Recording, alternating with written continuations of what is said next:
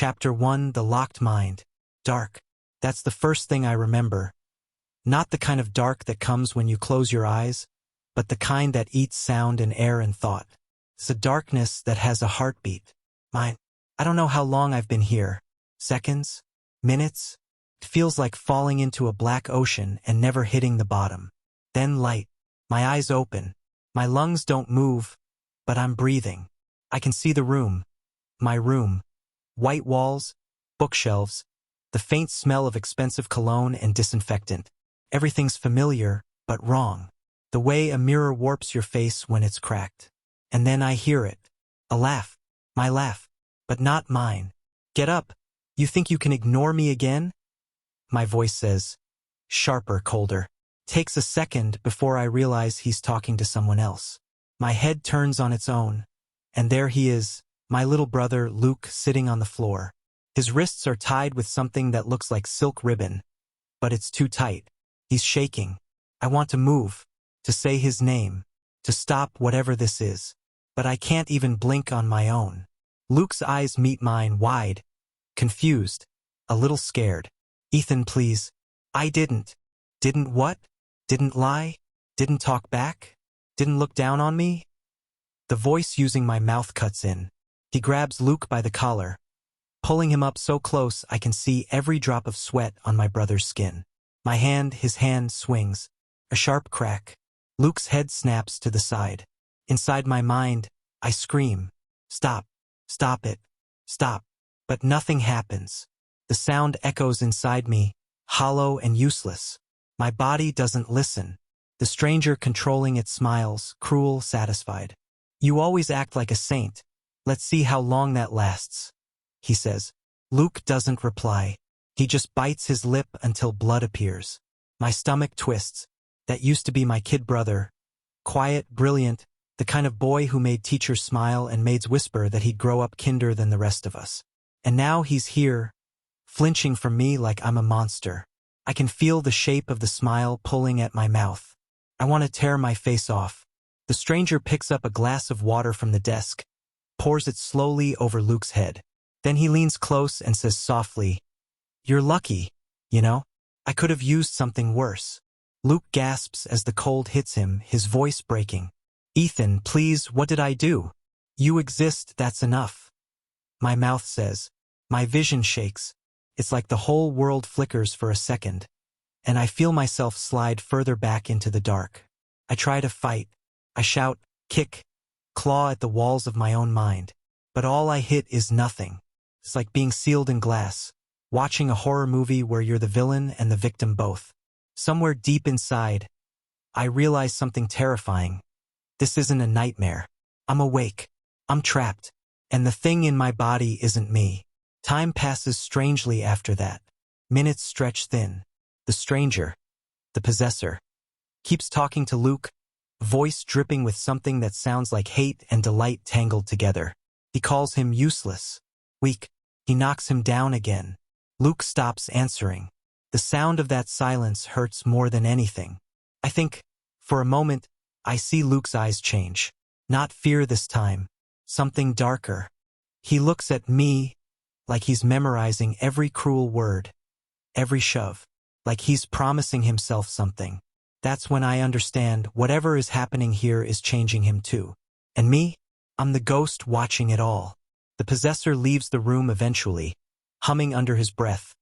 My hands tucked into my pockets like nothing happened. But my mind is still screaming. Who are you? Why me? What did you do to my brother? No answer. Just silence, and the faint echo of my own voice being used by someone else. When I finally lose the strength to keep fighting, the darkness wraps around me again. Before it swallows me completely, I hear Luke whisper from behind the closed door. "I'll remember this, Ethan." It's quiet, almost gentle, but it chills me to the bone, because I know he will, and I know this isn't over. Chapter 2: The Game of Transmigrators. The next time I wake up, the darkness feels familiar, heavy, wet, like breathing through mud. I don't even bother panicking anymore. The first time I thought I was dying. Now I know better. This is the space between the black room inside my own head. No walls, no sound. just the faint echo of someone else's heartbeat where mine should be. Then light again. My eyes open. I'm in a classroom this time. The bright kind with white fluorescent lights and the faint smell of chalk and sweat. My hand is gripping a pen. My handwriting scrawled across a notebook. Everyone around me is laughing.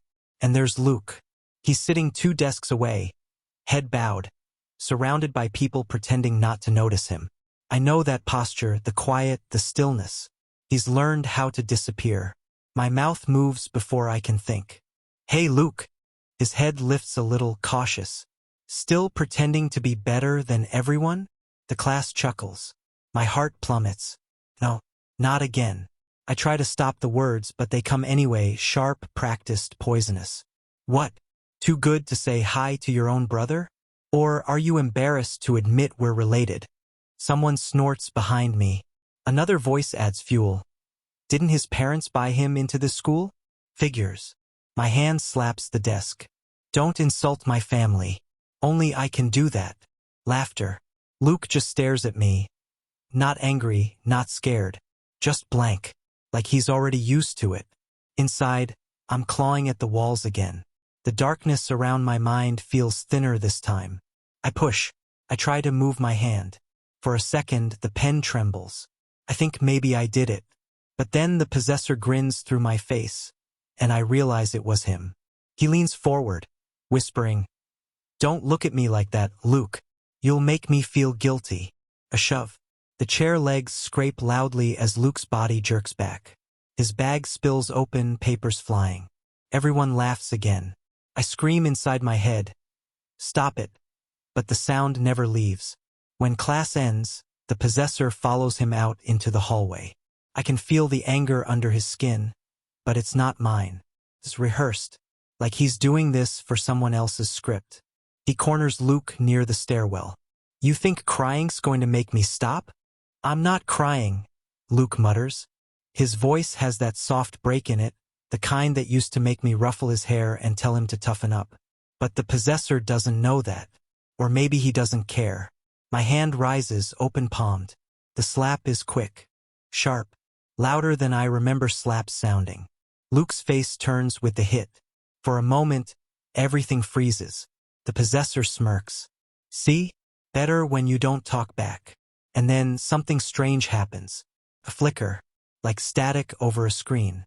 My vision blurs and I see text, floating faintly at the edge of my sight, glowing pale blue, blackening value +5.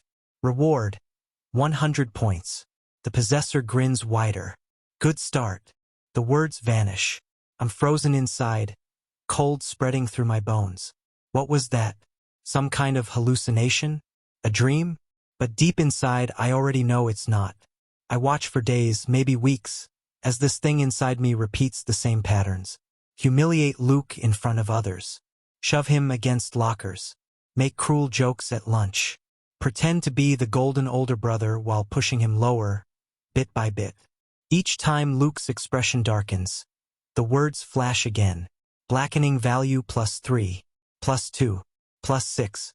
It's like a sick game. And then one night, when the possessor looks into the mirror, I finally hear him talk to himself. "Well," he says, smiling into my reflection. "Host body's stable. Target blackening at 40%. Shouldn't take long to max out. Easy money." He's talking to no one, but I can hear it all. Money, points, blackening. I don't understand the rules, but I get the purpose. Whoever, whatever he is, he's here to ruin Luke. And he's using me to do it. The realization hits harder than any nightmare. I'm not the monster. I'm the weapon. And I can't stop him. He makes me watch every second. Every bruise. Every moment Luke flinches from me in fear. Every quiet apology that I can't answer. I feel everything. The weight of his wrist when he tries to shield himself. The sting of the slap as if it's burning my own hand. But I can't move. Every night, when Luke locks himself in his room, I whisper his name inside my head like a prayer. It's not me. Please believe it's not me. But the eyes he turns on me now, empty, cold, tired. Tell me it's already too late. The possessor laughs through my voice again. This world's so easy. No system checks, no divine punishments. Just play the villain, get the points, and leave. And that's when I finally understand what I'm trapped in. It's not just a curse. It's a game. A cruel one. And I'm the body they use to play it.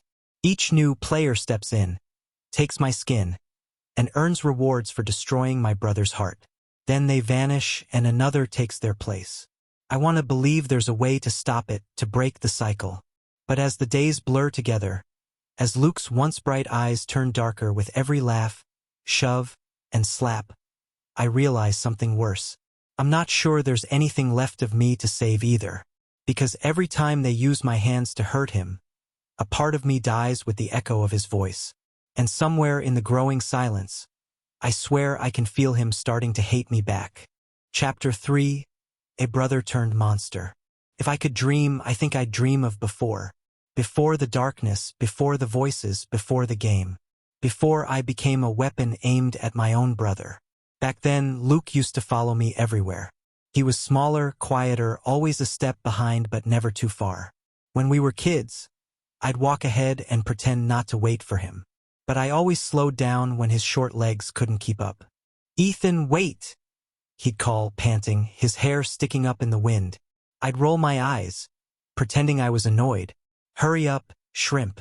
He'd grin, proud just to be there beside me. We didn't have the kind of parents who noticed things like that. Mom was always in another country. Dad was always in another meeting. Our house was big enough to get lost in, but it always felt empty. The only sounds came from maids trying not to be heard and clocks ticking too loud. So mostly it was just us.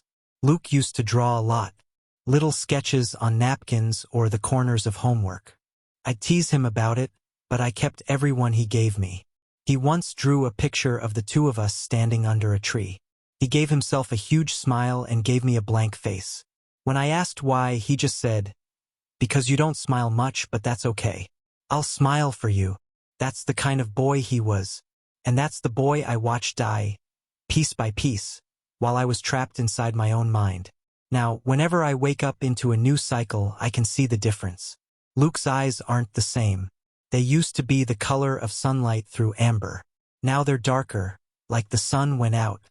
In one cycle, I see him at home, sitting at the piano. His fingers move across the keys, slow, precise, mechanical.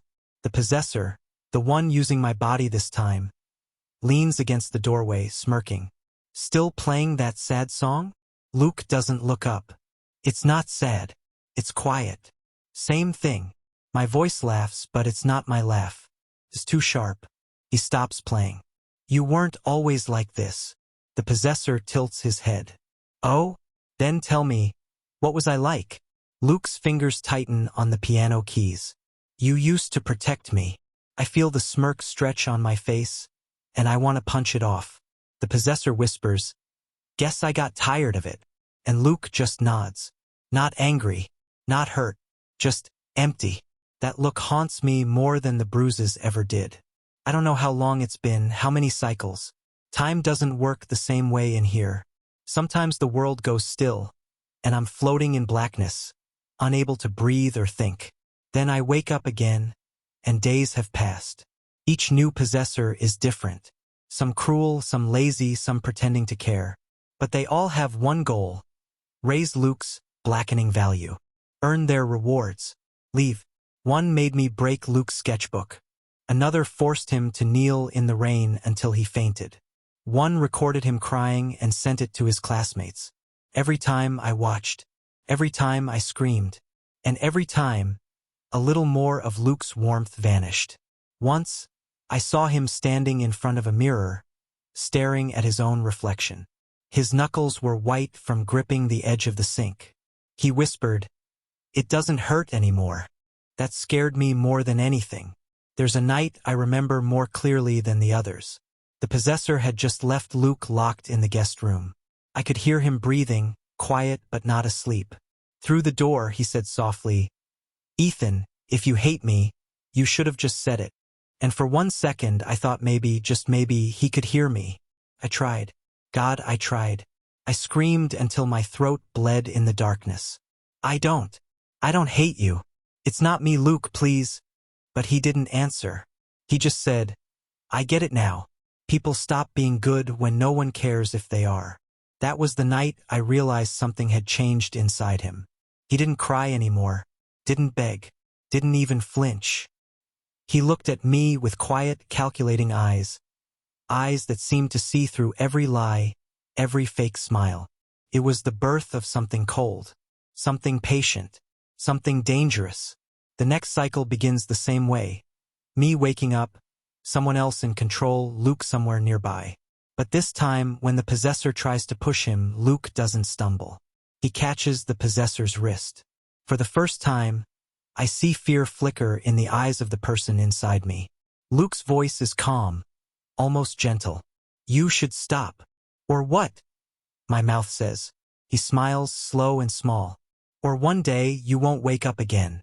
The possessor laughs, brushing him off, but I feel it. The tremor in my hands. It's not mine. It's his. Luke turns and walks away, shoulders straight, step steady. And in that moment, I see the truth clearer than ever. The boy who used to smile for both of us is gone. The one left in his place doesn't cry, doesn't plead, doesn't hope.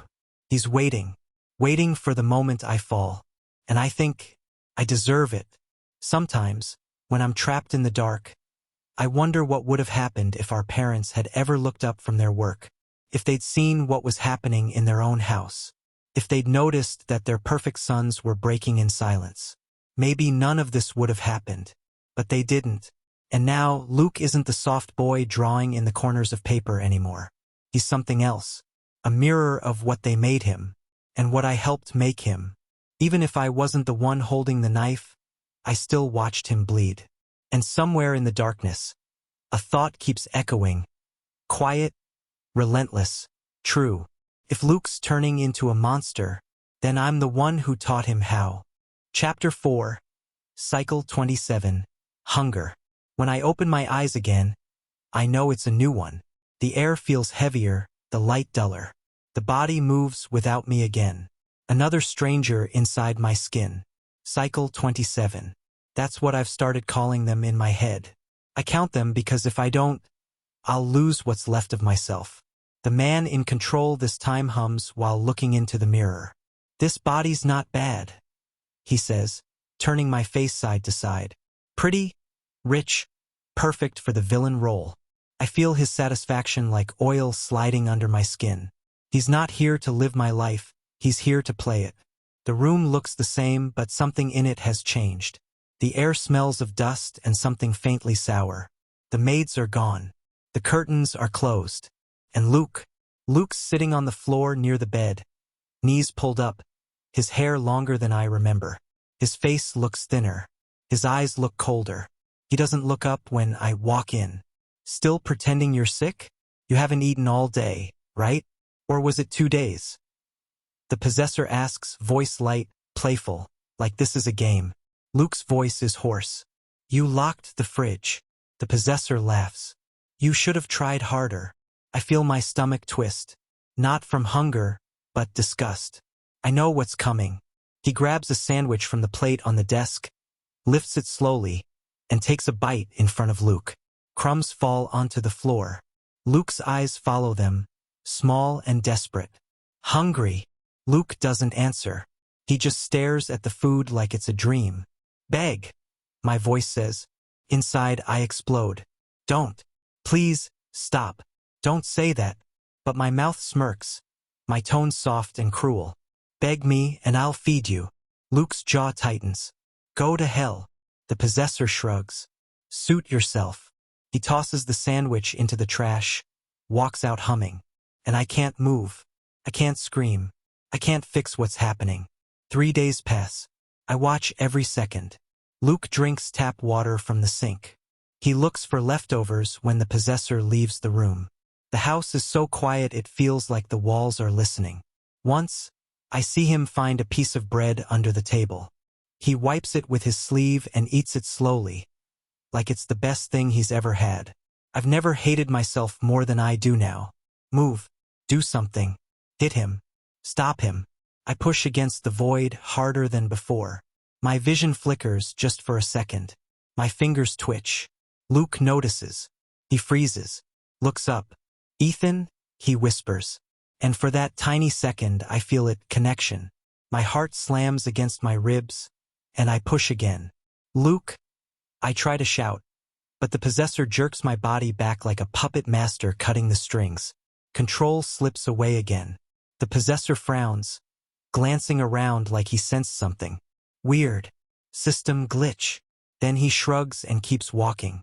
I scream inside until my throat burns, though I don't have a real throat anymore. By the 5th day, Luke stops standing up. His body's too weak. He lies curled on the couch, his breath shallow. His lips are cracked. His eyes half closed. And the possessor, he watches. Takes notes. Literally. Subject resists well, still refusing food. Blackening value rising slower than expected. Maybe some psychological pressure will help. He mutters.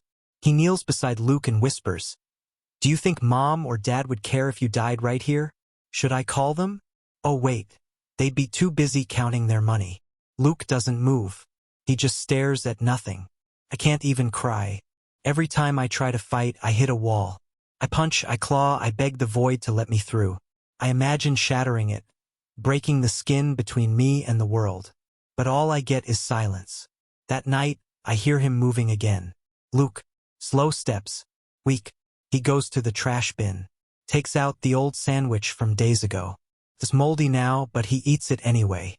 I watch him chew slowly, eyes glassy, lips trembling. Something inside me snaps. I slam against the darkness, every ounce of strength burning in me. My hands move a little, just a twitch, but mine. I whisper through the static, through the crack that opens in the void. "Luke." He freezes. His head turns toward the empty hallway. "Luke, it's me. Please, please hold on." I try again. His eyes flicker. He whispers back, barely audible, "You sound different." The possessor's control surges again like a tide swallowing me whole. My vision blurs. My body stiffens. He's back. "What are you doing up? Trying to make me look bad?" He snaps, voice dripping with fake concern. Luke stares at him, too tired to answer. The possessor grabs his chin. "Eat then, since you want food so badly." He throws a handful of rice onto the floor. "There, eat that." Luke looks at the rice, then at me. Slowly he kneels. Something in me dies right there. He picks one grain up between his fingers, puts it in his mouth. "Choose." "Good boy," the possessor says, smiling. I scream so loud in my mind that I feel the darkness shake. "I'll kill you. I swear I'll kill you. But I can't."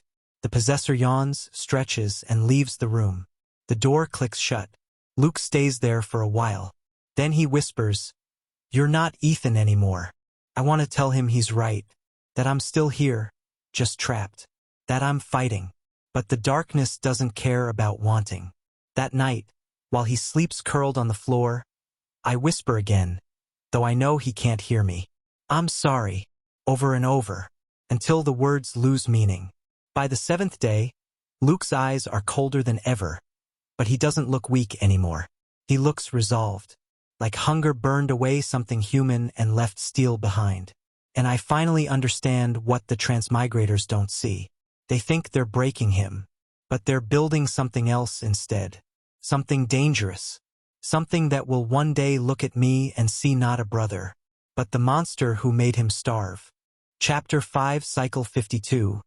The Closet. There's a rhythm to waking up now. Darkness, then light, then the sickening realization that I'm not the one in control. Every cycle begins like that, but this one feels different. Heavier, colder. Cycle 52. 100 lives of watching someone else use my body to destroy the person I love most in the world. 100 lives of screaming into the dark. When I open my eyes this time, the house is silent. No staff, no noise, no warmth. Just the sound of footsteps echoing down the marble hallway. My footsteps, but not mine. The man inside me is humming again. "System," he says quietly. "Let's push the blackening to 90% this round. I want the bonus." A small chime sounds in the air, faint and digital. Task confirmed. Objective. Complete mental collapse of target. My heart turns to stone. He finds Luke in the living room, sitting cross-legged on the couch, a book in his hands. He looks older now. His body's grown, his face sharper, but there's no youth left in it. He looks like a ghost that learned to pretend it's still human. His voice, breaks the silence. What are you reading? Luke looks up, cautious. A novel. About what? Freedom, he says softly. The possessor smiles, slow and dangerous. You'll like what I have planned then. I feel my body move before I can even process it. A sudden grab, a sharp pull, a drag through the hallway. Luke doesn't fight at first, he's used to this. But when the possessor opens the old storage room door, the air shifts. Dust floats in the light, thick and gray. Luke stiffens. Don't. Stay here, the possessor says simply. He shoves Luke inside. The door slams. A click follows. The lock. Inside my mind, I freeze. Not again. Not this. The darkness on the other side of that door isn't just a room. It's a memory. We used to hide in there as kids when storms got too loud. Luke hated it even then. He'd clutch my arm and whisper, "It's too small. I can't breathe." And now I have to watch him live in it again. Alone. Hours pass. Then days. I can't see through the door, but I feel it. Every sound. Every scrape of his hands against the wall. Every breath that comes too fast. Sometimes the possessor checks on him. Opens the door. Lets in a sliver of light. Says things like, "You'll come out when you learn your place." Luke doesn't answer anymore. He just blinks at the light, then looks away. The possessor closes the door again, and the darkness swallows him whole. By the second night, I start to break. The void inside my mind pulses. Restless. I can't take it anymore. Watching used to hurt, but now it kills. I see flashes, memories mixing with the present. Luke's little hands grabbing my sleeve when thunder cracked. His voice saying, "You're not scared, right? Because if you're not, then I won't be." He was so small, so trusting.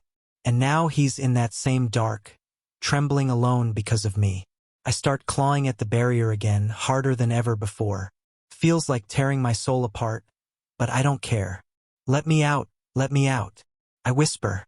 No answer. "Please." Something in the void cracks, like thin glass splintering under pressure. My vision flickers. For the briefest second, I see through my own eyes, really see.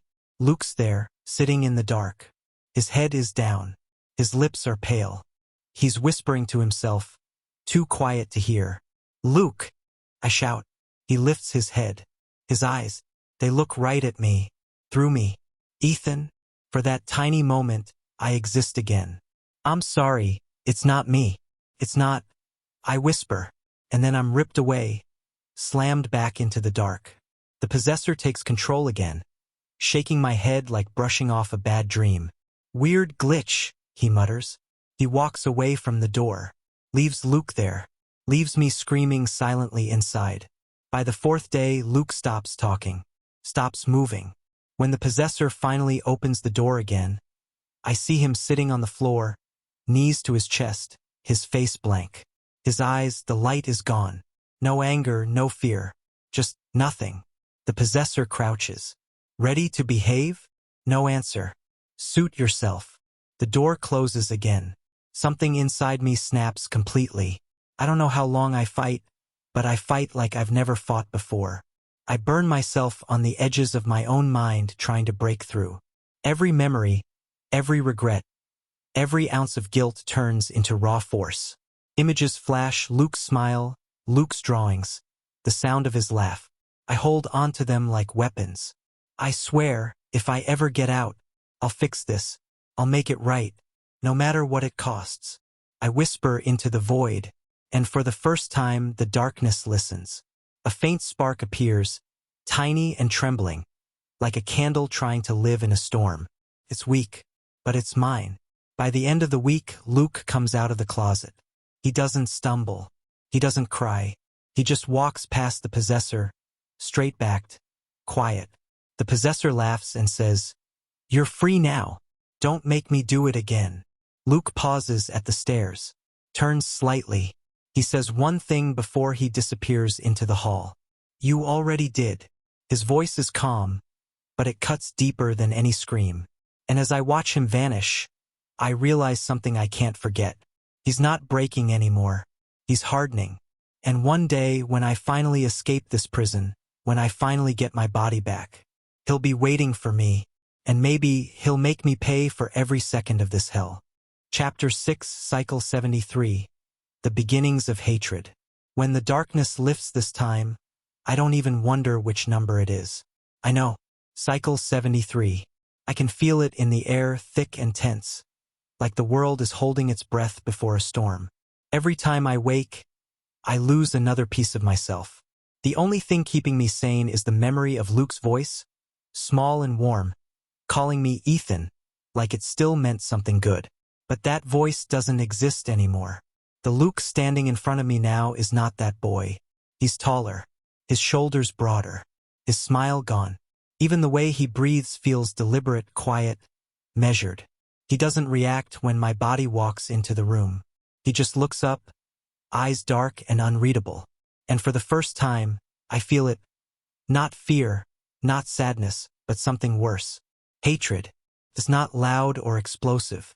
It's cold, precise, like the kind that doesn't fade, the kind that burns slow. The possessor in control this time is arrogant. I can tell from the first moment. He talks to the invisible system, complaining about how low the blackening value rises now. He's too numb, will need stronger stimulation. Pain isn't enough anymore. He says, running a hand through my hair. He walks toward Luke. Luke doesn't move. He's sitting at the dining table, reading something, a business report maybe. There's a cup of tea beside him. He turns a page, calm as ever. "Still playing the good son?" My voice sneers. Luke doesn't answer. The possessor snatches the paper out of his hands, tears it in half, lets the pieces fall like confetti. "I'm talking to you." Luke looks up slowly. His eyes meet mine, and I swear to God, I feel it. A pulse sharp and suffocating, straight through the barrier in my head. It's like being burned from the inside out. That gaze isn't just anger. It's something heavier. He's seeing me, not the possessor, not the system, not the body, me. "Don't look at me like that." The possessor snaps, a faint unease in his tone. Luke's voice is quiet. Too quiet. "Why? You don't like mirrors." My chest tightens. He knows. He doesn't know what exactly, but he knows something isn't right. The possessor slaps the table. "Watch your mouth." Luke doesn't flinch. "I used to think I'd hate you forever, but hate feels too small now." He says slowly. He stands up, every movement smooth, controlled. He leans close enough that I can see my reflection in his eyes. "I think I'll just make sure you never sleep again." He whispers. The possessor freezes, maybe out of confusion, maybe fear. But I know what he means. It's not a threat. It's a promise. And I feel it hit me like a blade pressed to my soul. That night, the possessor tries new methods. Emotional manipulation, silent treatment, mocking words meant to push Luke toward the edge. But Luke doesn't react. He eats quietly.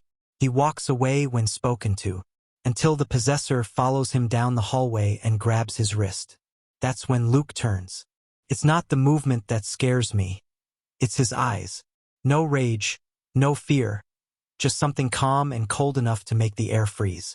He twists his wrist free with a strength that surprises even the possessor.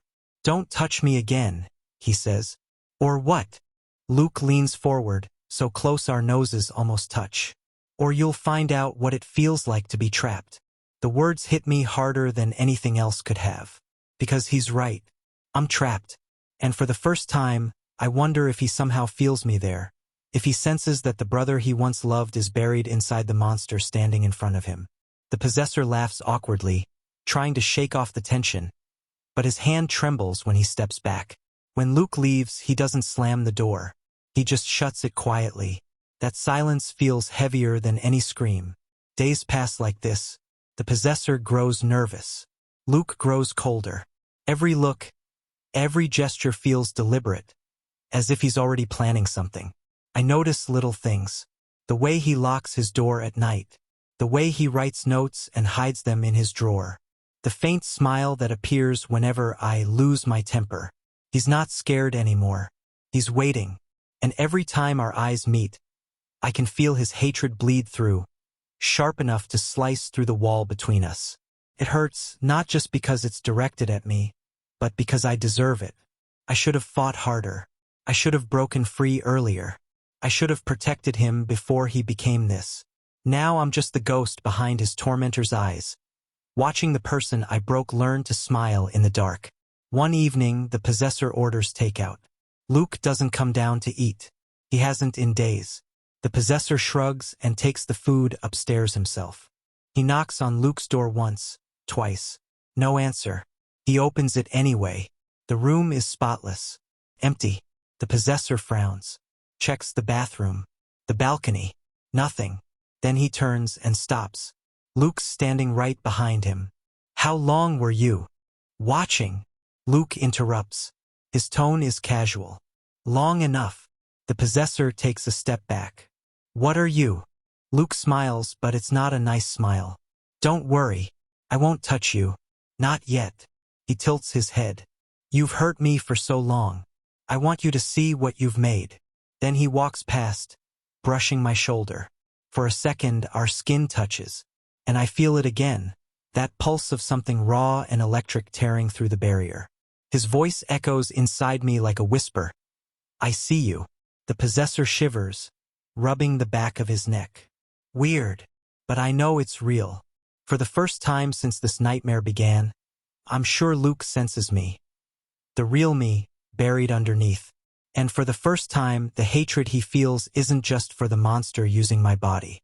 It's for me too. That night, I can't stop shaking in the void. I keep replaying his voice, that whisper that slipped through like smoke. "I see you." He's not wrong. He does see me. But what he sees isn't his brother anymore. It's the ghost of a man who let him rot, starve, and break. And as much as I want to tell him the truth, a part of me knows it wouldn't matter.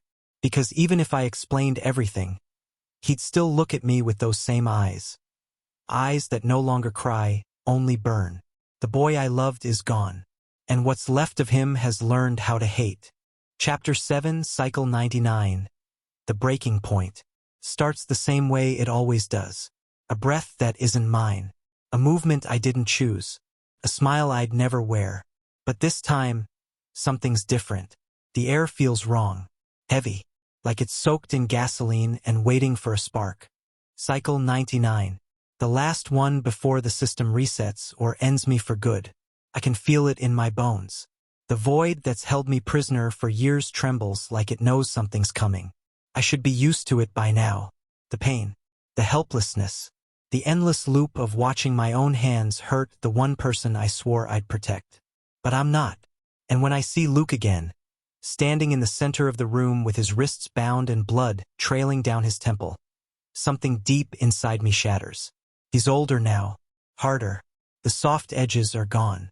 His eyes, dark, calm, terrifyingly empty, meet mine without fear. The new possessor, this cycle's monster, laughs low and lazy. "You've got spirit, I'll give you that. No wonder your blackening values the highest in the server." Server. Value. Points. That's all Luke is to them. A character. A number. But to me, he's everything. The possessor wipes Luke's blood off my knuckles and smears it across my cheek. Perfect. A little more fear and we'll reach full corruption. Then I cash out. He turns to the invisible system that hovers somewhere above. Mark that down. Physical trauma sequence 3 initiated. A soft chime. Confirmed. Reward tier, platinum. My mind roars. He drags Luke to the floor. My knees bend.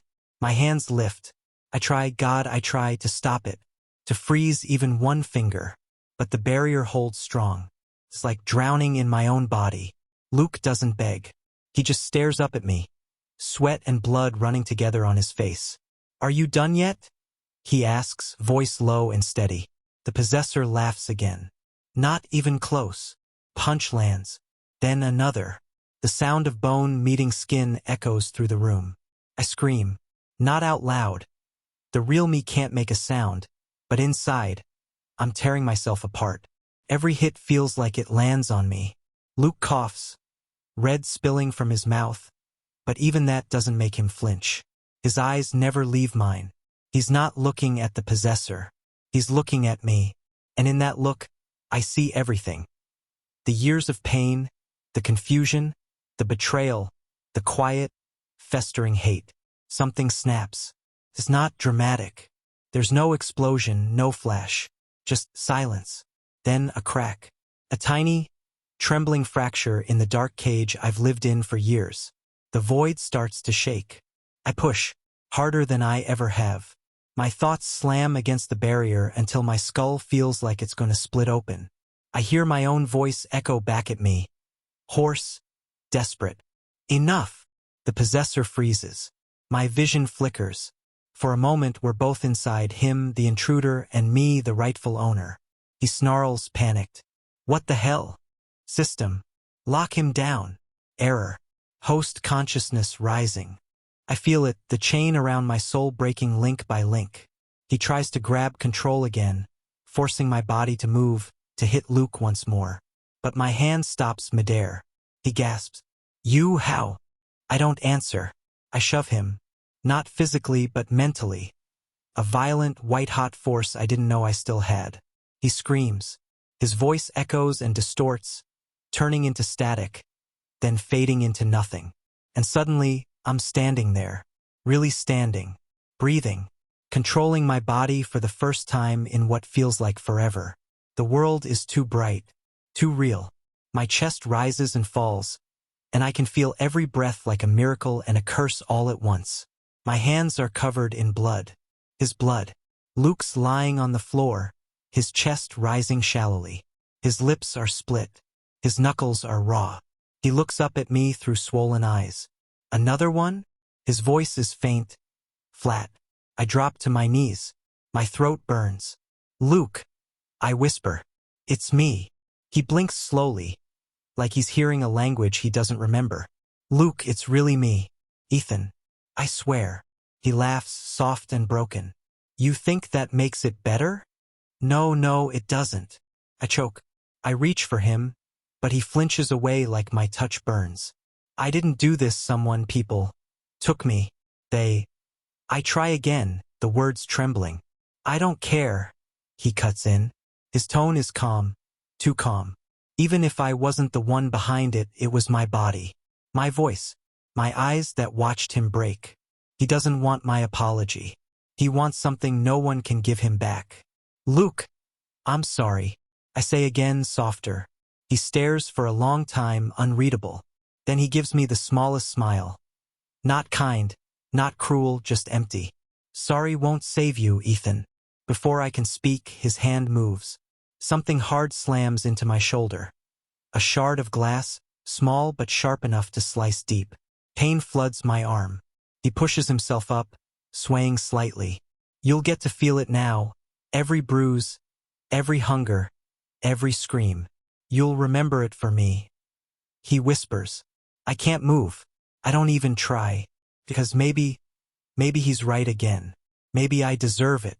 When the system finally dies, the house falls into silence. No voices, no data, no chime. Just the sound of our breathing, one steady, one broken. I've won my body back, but I lost the only person who ever looked at me and saw something worth saving. And as Luke walks past me, his shadow long and cold under the hallway light, I realize something chilling. I thought breaking free would mean freedom, but it's just the beginning of another kind of cage, one built from guilt, hate, and everything we've done to each other. And from the way he looked at me before leaving, I know he's not my brother anymore. He's the villain they created, and I'm the reason he exists. Chapter 8. The villain emerges. The house doesn't feel like a home anymore. It feels like a stage. Polished, empty, waiting for a play that already ended. A week has passed since I woke up. 7 days of walking through these halls like a ghost, trying to remember where my life stopped and where it started again. I hear his footsteps before I see him. Luke. He moves differently now. Measured, confident, quiet in a way that makes noise feel disrespectful. Even the air bends around him, heavy and sharp at once. He used to shuffle when he walked, dragging his feet like he didn't want to grow up. Now his steps are clean, exact, and echo off the marble floor like he owns the ground beneath it. And maybe he does. When I enter the dining room that morning, I stop dead. He's sitting at the head of the table, the chair our father always used. The sunlight glints off the cuff of his dark suit. His hair is slicked back, neat. The boy I remember is gone. What sits there now is a man carved from frost and control. He glances up, notices me. "You're awake early," he says, his tone even polite. I force a small smile. "Couldn't sleep. Still adjusting?" Something like that. He hums, non-committal, and gestures toward the seat across from him. "Sit." I do. A maid pours coffee into my cup, silent and efficient. Even the staff seems different around him, too careful, like they're afraid to breathe wrong. Luke picks up a file from beside his plate and flips it open. "Our parents left a lot behind," he says casually, as though we're discussing weather. "The company, the properties, the debts." He sets the file down and looks at me. His eyes are dark, unreadable. "You're the heir, technically." The word technically hits like a slap. "I don't care about that," I say quietly. He smiles, thin, polite, perfect. It doesn't reach his eyes. "You should. It's your inheritance." I just want. I stop myself. What do I even want? Forgiveness? Peace? There's no space for that between us. I just want things to be right again. He laughs softly. It's the kind of sound that used to be warm, now stripped of all feeling. "Right? Yeah, like before." I whisper. "Before? Before you happened?" He repeats, still smiling. My chest tightens. He stands, walking to the tall windows. The morning light cuts across him, outlining his figure in gold and shadow. "Ethan, do you know what it feels like to starve?" he says, still looking outside. The question drops like a stone into still water. I don't answer. He turns, eyes glinting. "To beg for food while someone laughs and eats in front of you? Luke. Or to sit in the dark so long that the sound of your own breathing starts to feel wrong?" Each word slices through the air. "I didn't." He raises a hand. "Don't lie." "I'm not lying, I didn't control it. It wasn't me." I say, voice cracking. He tilts his head slightly. "Then who was it?" "People, strangers. They took my body. They made us their game. I swear to you, I tried to stop it." I say, desperate. He studies me, silent. His gaze is clinical, dissecting. "Strangers," he repeats, like testing the word. "And yet it was still your face, your hands, your voice." "I know," I whisper. He nods slowly. "Good." For a moment, I think maybe he believes me.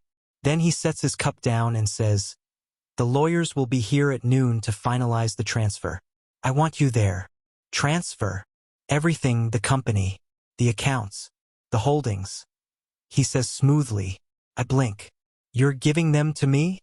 His lips twitch, that not quite smile again. "No. You're signing them over to me." I stare at him, words frozen. He continues, tone calm. "You don't know how to run an empire, Ethan. You never did. I've been doing it for years now, quietly, behind the curtain, while you were absent." "I wasn't absent, He cuts me off, his voice sharp for the first time. "Don't mistake survival for absence." The air between us turns heavy. Then he softens again, the mask slipping back into place. "I'll take care of everything. You'll have money, comfort, space to heal. Isn't that what you want?" He steps closer, too close, his presence suffocating but controlled. "Or would you rather try to take back what you lost? Pretend you can fix it?" He adds softly, "I don't want any of that." I say, trying to sound steady. "I just want us." "Us? You still think there's an us?" He laughs quietly. He leans in, his breath warm against my ear. "Brother, you don't even know what you've made of me." He whispers. A chill crawls up my spine. He straightens, his tone returning to its usual calm. "Get ready for the meeting." And just like that, he's gone. leaving his untouched breakfast and a room that suddenly feels 10 degrees colder. When I'm alone, I can finally breathe again. Barely. I look at the chair he sat in, our father's chair, and it hits me all at once. Luke isn't pretending to be in control. He is. He's everything our father wanted but never lived long enough to mold. Powerful, ruthless, brilliant. The perfect heir. And I'm the stain he can't scrub off. That night, I find myself outside his office. The doors slightly open. Through the gap, I see him on the phone. Calm.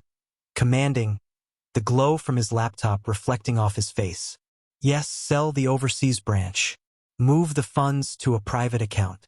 No, don't use the family name. Use mine. He says quietly. He pauses.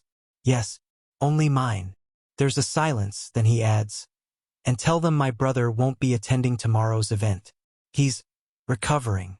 He hangs up and exhales slowly, closing his eyes. For a moment, I almost see the old Luke. Tired, human, fragile. Then his eyes open again, sharp as knives.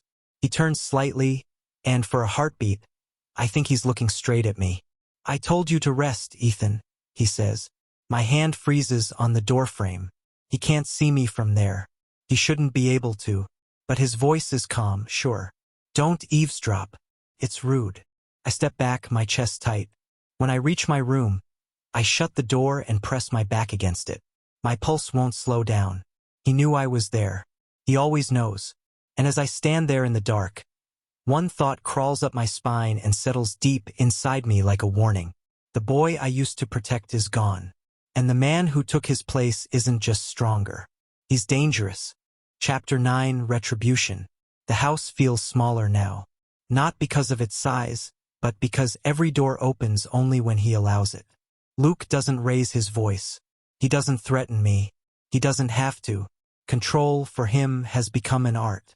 It starts with small things. Keys moved, schedules rearranged, phone calls accidentally forgotten to be passed on. At first, I think it's coincidence. But then I realize it's rhythm. His rhythm. The same way he runs the company, he runs this house. And I live in it like a tenant paying rent in guilt. He keeps me close now. Breakfast together at exactly 8. Work meetings at 10. Dinner at 7. Always together, always under that quiet, polite smile. He's the one in charge of everything. The empire, the staff, the pace of every hour. One evening, he gestures to the empty chair across from him. Sit, he says, his tone casual. I sit.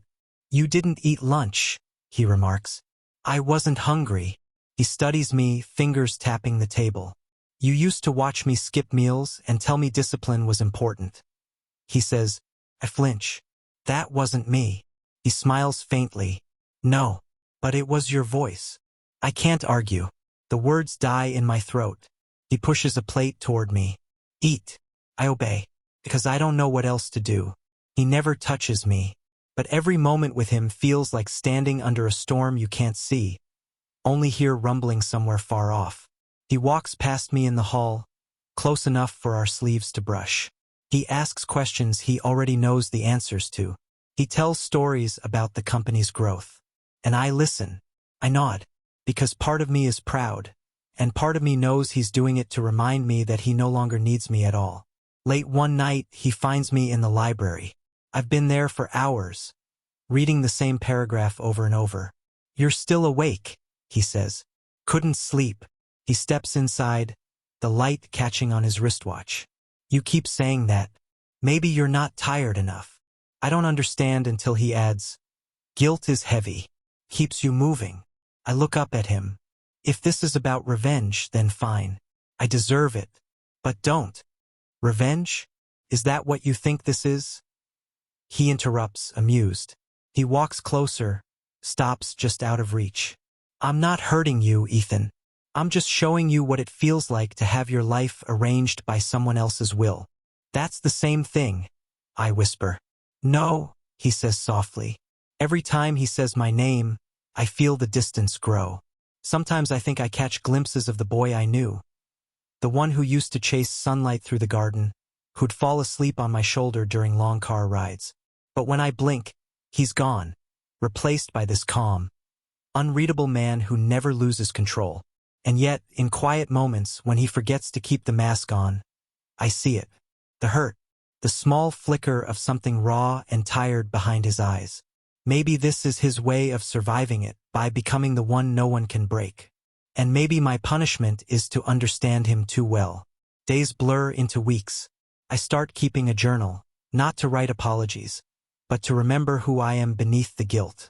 One night, as I'm writing, a note slides under my door. For words, in his neat handwriting. You still owe me.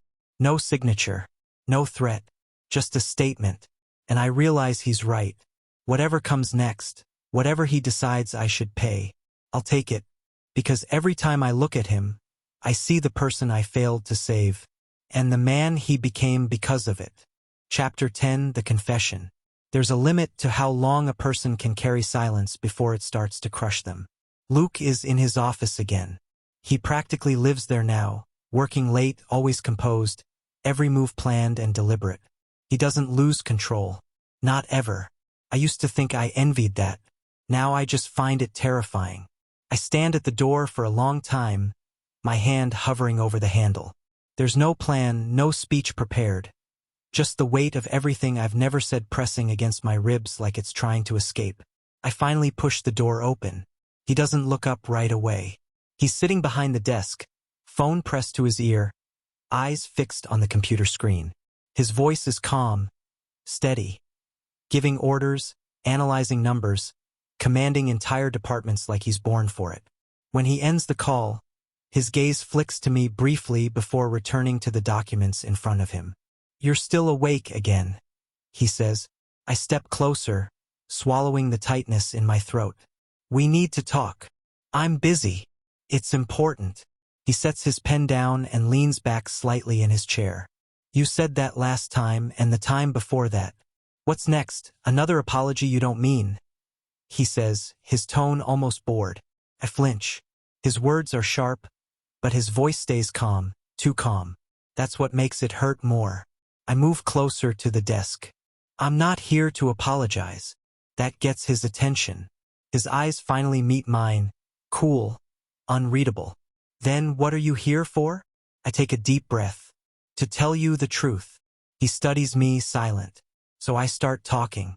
At first, the words come out broken, fragments, half-formed. But once they start, I can't stop. Everything spills out. The possessions, the strangers, the endless cycles. How I'd wake up in darkness, forced to watch while my body was used to hurt him. How I screamed and screamed, but nothing ever came out. I saw everything. I say, voice shaking. Every time someone new came, they used me like a tool. They thought it was a game, something about points and blackening value. They wanted you to break, Luke. They wanted you to become this person you are now. He doesn't interrupt. He doesn't even blink. And I couldn't stop it. I continue, my voice cracking. I tried. God, I tried. But I was locked inside my own head, watching you suffer because of me. I take a shaky breath, tears burning at the edges of my eyes. You have to believe me. It wasn't me. Not really. I never wanted to hurt you. The room is silent. Luke's expression doesn't change. He just sits there motionless, like he's carved from stone. Finally, he speaks. You're done. The calmness in his tone is worse than shouting. I nod weakly. Yes. He stands slowly, every movement precise. The sound of his chair sliding back echoes too loud in the room. He walks around the desk until he's standing right in front of me. Then he says it. Do you think I'm stupid enough to believe that? My stomach drops. Luke, stop.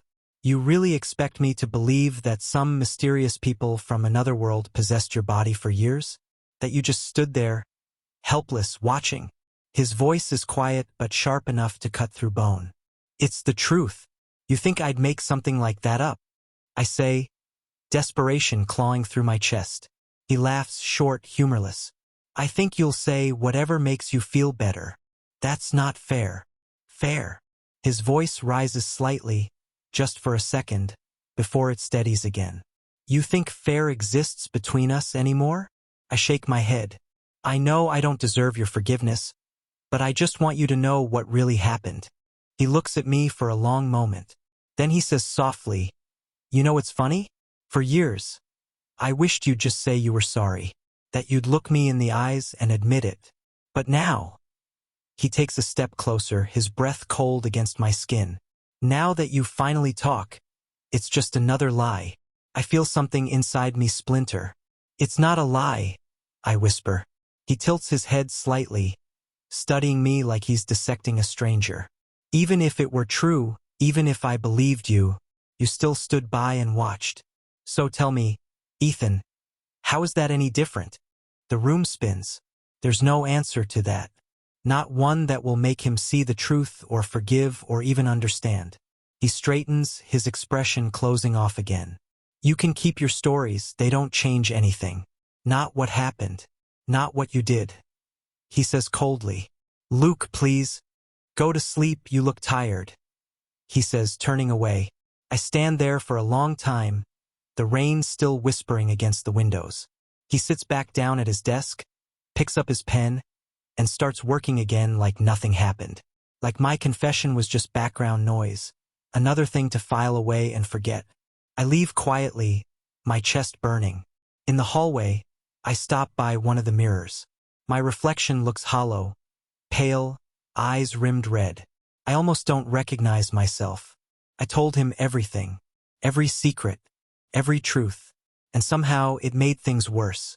Because now I see it clearly, the way he looks at me, not with anger, not even with hate, but with something colder, quieter, disbelief. And that, somehow, hurts more than anything else ever could. Chapter 11, The Shift. The distance between us has never felt so close. He walks past me, and even the air bends around him. I keep telling myself I should move out of this house, start over somewhere else, anywhere else. But I don't. Something invisible keeps me here, the same way gravity holds planets that should have long escaped each other's pull. Luke's anger isn't loud anymore. It's quiet, careful, calculated. But lately it's begun to change. He starts showing up wherever I am. When I'm reading in the library, he appears at the doorway. When I'm making coffee in the kitchen, his voice comes from behind me. Soft, casual, too close. At first, I think it's coincidence. But the coincidences don't stop. One morning, I'm walking down the hall, and he suddenly falls in step beside me. "You don't sleep much," he says. "Neither do you," I answer. He glances sideways, lips curving faintly. "I don't need to. You should. And miss the chance to keep an eye on you?" The way he says it sounds almost like a joke. But something in his tone is wrong. Too deliberate. At dinner that night, he serves my plate himself. I freeze for a moment. That's what our mother used to do. "You don't have to," I start. He cuts me off. "I know." He sets the plate in front of me, arranging the utensils so neatly it feels like he's setting a stage rather than a meal. "You should eat," he says. I look at him. "Why are you doing this?" He raises a brow. "Because you won't take care of yourself. That's not your job." His gaze hardens. "It was once before everything," he says quietly. The conversation dies there, but his words stay in my head long after the dishes are cleared away. Days pass, and I begin to notice small changes. His cruelty isn't sharp anymore. It's slower, heavier, almost confused. He doesn't shout, doesn't threaten. Instead, he watches, always watching. Sometimes he hovers in the doorway like he wants to say something but doesn't know how. Other times, he'll reach out, straightening my collar, brushing a speck of dust from my sleeve, and I freeze, because I don't understand what he's doing or what I'm supposed to feel. His touches linger, light as a question. Not anger, not comfort, something else. One evening, he finds me on the balcony, staring out over the city. The lights stretch forever, cold and bright. "You used to hate heights," I say without turning around. He steps beside me, his shoulder almost touching mine. "I don't remember," he says. "I do." He's quiet for a while. Then he asks, "Do you still think I'm the same person you hurt?" The question stings. "You're not that person anymore," I whisper. He nods slowly. And you're not the person who hurt me. We stand there, both of us knowing what's true and what's not, the silence between us heavier than any argument. Later that night, I wake to find my door half open. He's standing there in the dark hallway, a faint outline against the light from the corridor. Luke! He doesn't move. You were shouting again, nightmares, he says softly. I sit up. You've been listening? I couldn't sleep. It's hard to rest when you sound like you're dying. He says, voice low. There's something in his tone I can't place. Something tight, almost pained. I'm fine, I say, though I'm shaking. He hesitates, then says, you shouldn't lie. You're terrible at it. He turns to leave, but before he does, he adds quietly, lock your door next time. When he's gone, I realize my hands are trembling. Not from fear, but from the strange, confusing warmth that his voice left behind. The next morning, he acts as if nothing happened. But there's a new edge to his calm. He sits across from me at breakfast, watching while I stir my coffee. You think I don't understand you, he says suddenly. I don't think that. You do. You think I can't see how guilt is the only thing keeping you here. He replies, eyes sharp but tired. Maybe it is. He leans forward slightly. Then stay. What? Stay here. If you walk out that door, I won't stop you. But if you stay, don't disappear inside your head again. He says, quiet but firm. There's something desperate hidden under the control in his voice, something I've never heard from him before. I don't know what to say, so I just nod. He sits back, the tension in his shoulders easing slightly. For the first time, he looks uncertain. And that's when I finally understand. His cruelty was never just about revenge. It was about holding on. He can't forgive me, but he also can't let me go. And maybe, deep down, I'm just as lost, because I can't seem to leave him either. Chapter 12, Breaking Each Other. There are nights when silence feels heavier than sound. That's when I start packing. The suitcase is half open on the bed, clothes folded fast, movements rushed. My heart beats too loud. Every step, every zip feels like a betrayal, but I can't stay. Not anymore. Not when every breath in this house feels like borrowed air. I tell myself he won't notice, that Luke is too busy, too controlled, too distant now, that I can just walk out the door and never look back. But even as I think it, I know it's a lie. He always knows. The clock on the wall reads 2 a.m. when the door opens. Going somewhere? His voice isn't loud, but it stops me cold. I freeze mid-motion, hands still gripping the suitcase handle. My throat tightens. Luke! He steps inside slowly, closing the door behind him. The quiet click of the latch sounds final, like a verdict. You didn't think I'd notice? He asks. His tone is calm, but his eyes, those steady, calculating eyes, are trembling at the edges. I can't stay here, I manage. He lets out a breath, half laugh, half exhale. You can't stay or you won't. Does it matter? Yes, it matters, he says, taking a step closer. I move back, the suitcase between us like a shield. You don't understand, I whisper. Oh, I understand perfectly. You want to run because you think distance can fix this. That if you leave me behind, you'll leave the guilt behind too.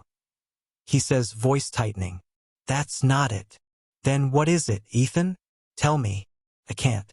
Because if I do, if I say that it's him, that it's the way he looks at me, the way he moves around me, the way his calm cracks every time I breathe wrong, then something between us will break completely.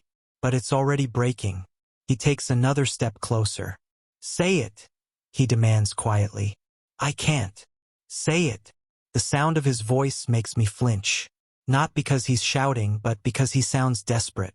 So I do. I can't breathe here, Luke. Every day, every look from you. It feels like punishment. I wake up waiting for your next move, wondering what I'll lose next. And maybe I deserve it. Maybe I deserve all of it. I shout. He stares at me, stunned. You think this is what I wanted? What else could it be? His expression twists. Anger, grief, something else I can't name. I wanted you to understand. I wanted you to feel what I felt. But you, his voice breaks. You always make it about running away. I shake my head, tears burning. Because staying means drowning. For a moment, neither of us speaks. The rain outside is pounding now, loud against the windows. Then he says low and raw, then drown here. With me. My breath catches. Luke, if you think you owe me, then stop trying to pay with guilt. Pay with something real. Stay. He continues, stepping closer. I stare at him. Stay. He nods once, eyes burning with something fierce and unsteady. You want to pay for what happened? Fine. Pay by living with it. With me. The suitcase handle slips from my grasp. Clothes spill across the floor, soundless. I sink to the edge of the bed, hands trembling. He kneels in front of me, not touching, not moving closer, just there. Do you think I hate you? He asks quietly. I can't answer. Because I don't. His voice is so soft I almost miss it under the storm. I tried to. God, I tried. But every time I looked at you, all I saw was what I lost. And then I realized. He trails off, shaking his head. I didn't lose you. You were right here the whole time. Just gone in every way that mattered. Something inside me cracks open. I was never meant to be your enemy, I whisper. Then stop acting like one. His hand lifts, hesitates midair, then falls back to his side.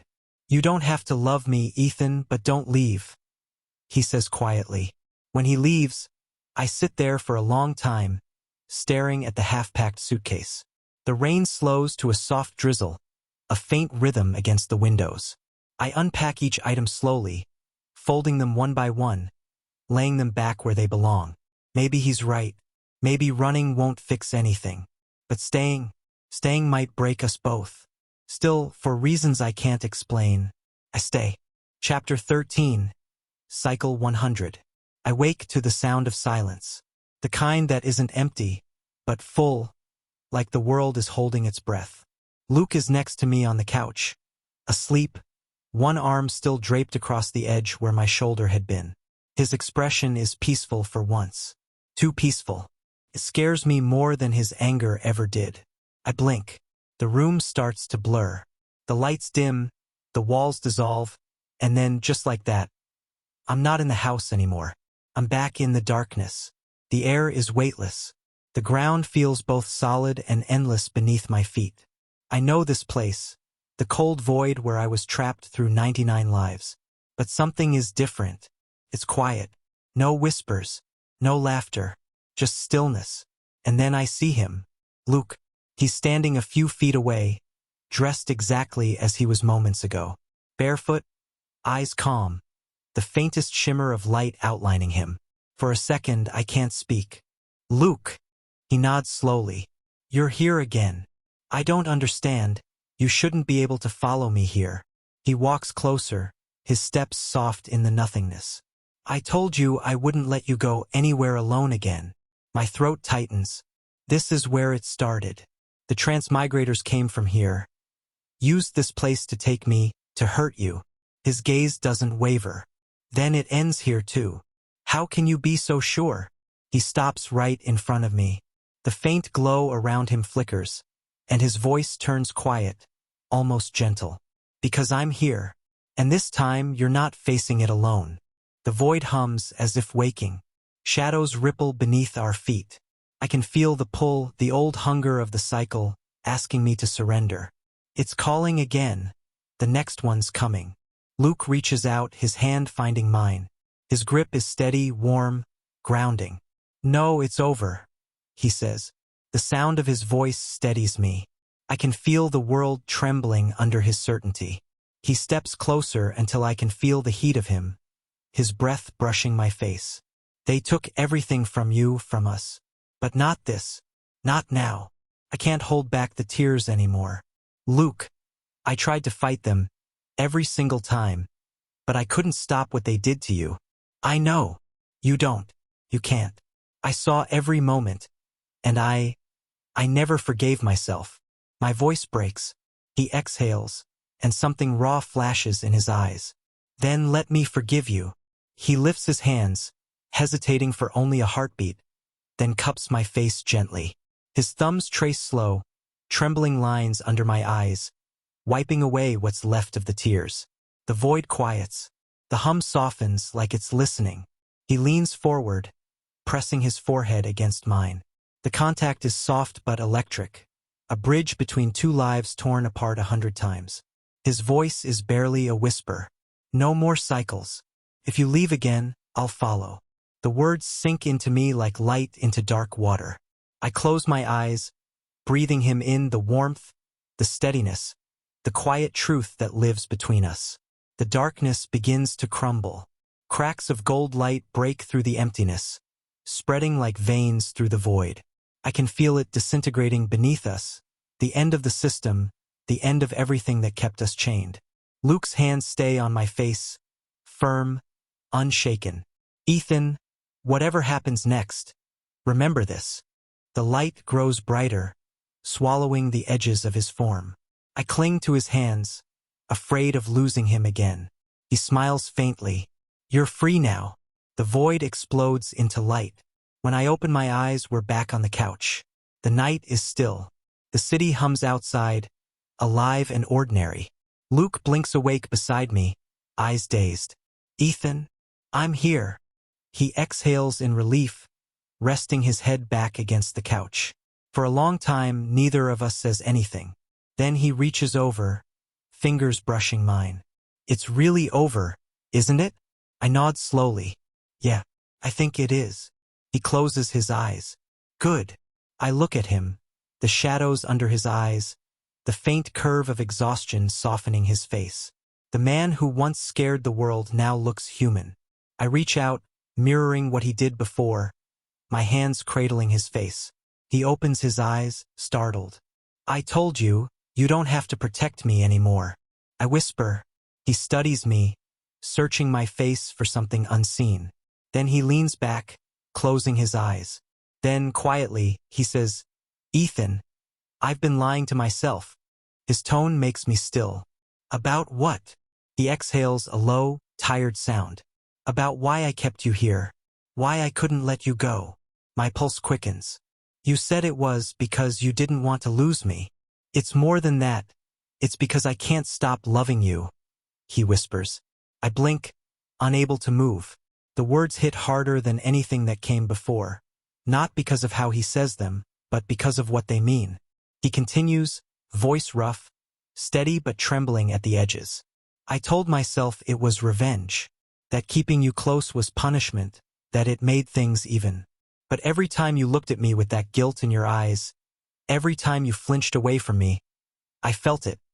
The same ache that's been eating me alive since we were kids. His thumb drifts across my cheek, tracing the line of an old scar. One he doesn't remember putting there, though it was my hand that caused it all the same. I thought hate would be enough, but it wasn't. It never was. What I feel for you, it's not clean, not something I can explain. It's wrong, probably, but it's real, he says softly. I try to speak, but the words catch somewhere between my throat and heart. He looks at me then, eyes burning in the half-light. You don't have to return it. You don't even have to understand it. But don't tell me it isn't love. Because if it isn't, then I don't know what I've been living for. My breath shudders out of me. Luke! He shakes his head faintly. You don't have to say anything. Just don't run.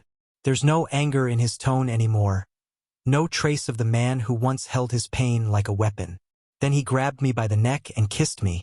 It was rush-filled with raw emotions, melting me into the touch of the lips. This shouldn't be right, but now I don't know. I close my eyes, feeling the weight of his hands, the warmth of his skin. It's wrong, maybe, complicated. But the truth is, I stopped knowing the difference between right and wrong a long time ago. I whisper, I'm not running. Something flickers in his expression. Relief, disbelief, something deeper. His hands tremble once before they settle, holding me as if I might dissolve. I don't know how to love you the right way, but I'll try, even if it takes the rest of my life. He says softly. I nod barely because that's all I can do. And when our foreheads touch again, it's no longer about pain or punishment. It's about survival, two people who lost everything, clinging to the only thing they have left. For the first time in 100 cycles, I let myself lean into the warmth instead of the fear. Maybe it isn't perfect. Maybe it's broken beyond repair. But as the night settles around us, quiet and heavy, I realize that even broken things can still hold light. And maybe that's what love really is, what remains after everything else is gone.